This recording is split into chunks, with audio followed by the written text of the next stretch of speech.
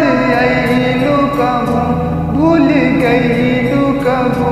पर रोइलू कबू जानबो जब दिल हमारा तू तोड़ी दिलू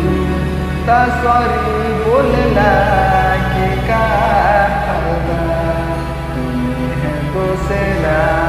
से जुड़ी ता सॉरी बोलना के का फायदा।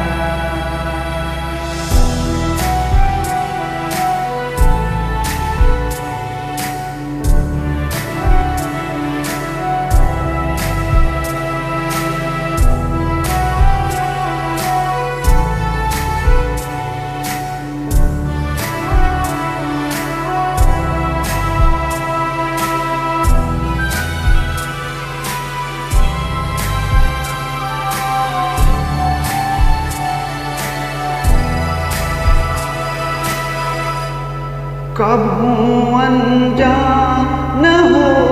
के तुम बगल से हो के चल जालू बेरी बेरी काके गलती तू पल पल में पगल जालू तू हाथ हमरो जब छुरी दिलू ते सॉरी बोलला के का फायदा तुम्हें दूसरा से जुड़ी ते सॉरी बोलला के का फायदा।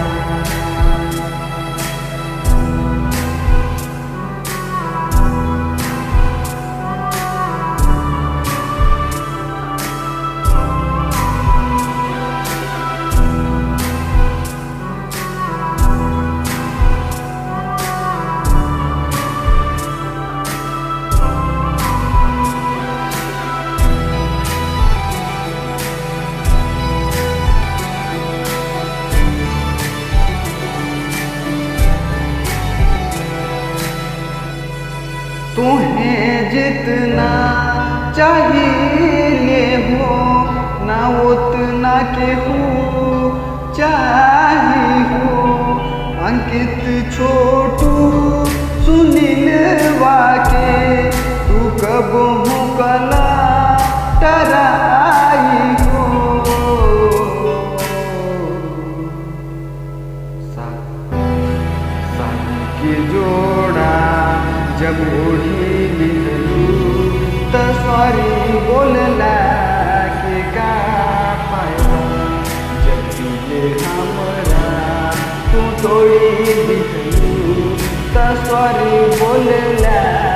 के का फायदा तुम्हें है दूसरा से जुड़ी लिलू त सॉरी बोलला के का